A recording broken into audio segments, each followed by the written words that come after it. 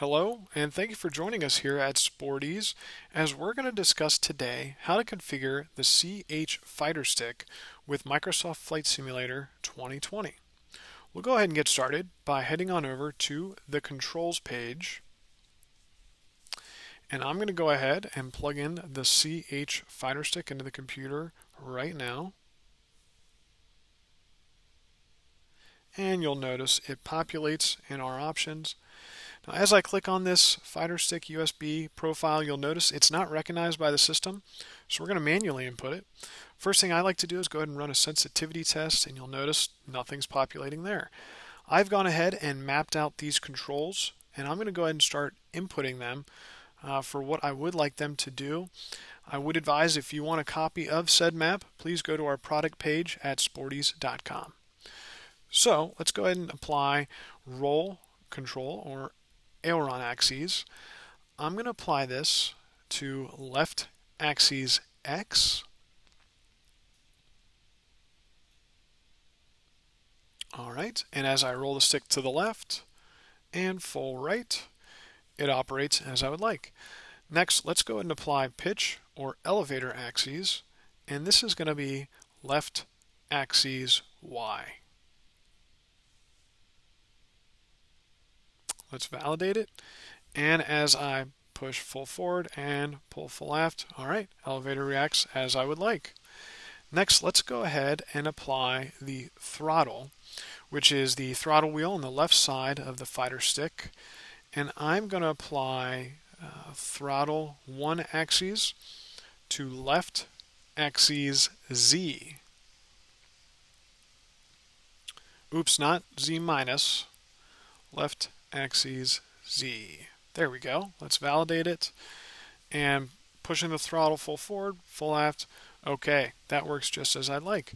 Now, a quick little hack slash trick I've figured out is if you only have one throttle option on your hardware piece, but you want to fly a multi-engine or the 4-engine wide body, you can apply the same left axis Z to throttle 2, throttle 3, throttle 4. And then that way, whenever you move the throttle control, all 4 engines will be in sync to throttle 1 axis. Quick little workaround.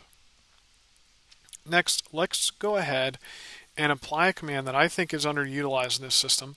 I've jumped into many different airplanes and I don't seem to be able to find the parking brake. It's frustrating, so I've decided to go ahead and set the toggling of the parking brake as a command.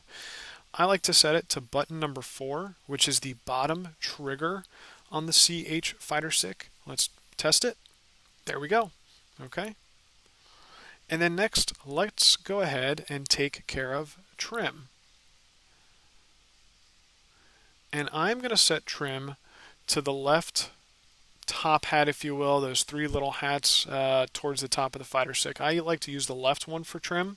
So just like in the airplane, I want elevator trim nose down to be the top of said hat, which is going to be button number 5. And let's validate. So I push the top.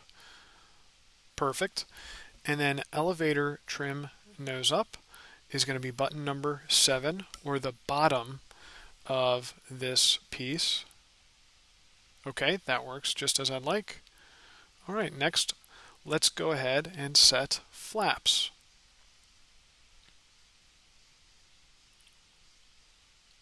All right, and there are flap options so that you completely go from 0 to 100% flaps or at intervals. I prefer the interval stages.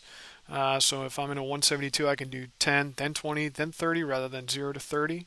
So we'll go to increase flaps. This is by 1 level. And we're going to increase flaps with button number 11, which is the bottom of the other hat, or the right side hat, if you will. As I push down on that, correct, increasing of flaps. And then let's go ahead and decrease flaps. And as you'll see on the right side, decrease flaps by 1 level is what I'm looking for. Check. And we're going to set that as button number 9, or the top of the right side hat. And that works. So top is 9, bottom is 11, top decreases, bottom increases. Perfect. Next, we're going to set a couple camera views. I prefer the external camera quick view. As you can see, there are hundreds of options here, so I highly advise you to mess around and see which options you like. For me, the quick views are best. Now, I'm going to set the external quick view left. I'm going to use the point of view hat, and point of view left, I'm going to use the right arrow. This is very confusing, but the way I like to relate it is you are on the left side of the airplane looking to your right. And I'll show that in more detail when we go outside the airplane in the simulator, which is at the end of this video. So external quick view left is going to be point of view arrow to the right. Okay. Next, let's do external quick view rear, which isn't as confusing. We're going to set this to the point of view down arrow. There we go. External quick view right, as you guessed it, this is going to be an arrow to the left. Again, think you're on the right side of the airplane looking left. And then quick view top is going to be point of view arrow up. Okay, so we've got those external quick views all set. Let's go ahead and apply and save so it doesn't lose the commands. It saw the circle wheel. And let's head on out to the airport. Alright, so here we are in a Cessna 172 at our home base, Claremont County Airport, India 69er. I'm going to go ahead and start by panning down in the cockpit so we can see the controls. Alright, I'll begin by rolling the ailerons. Okay, left and then right. Perfect. Let's go ahead and pull back and push full forward. Okay. They're operating the way I like. Throttle is working as I prefer. Okay. Let's go ahead and toggle the parking brake. I'm going to get rid of the yoke so it's more visible. And there's our parking brake as I go ahead and push the button.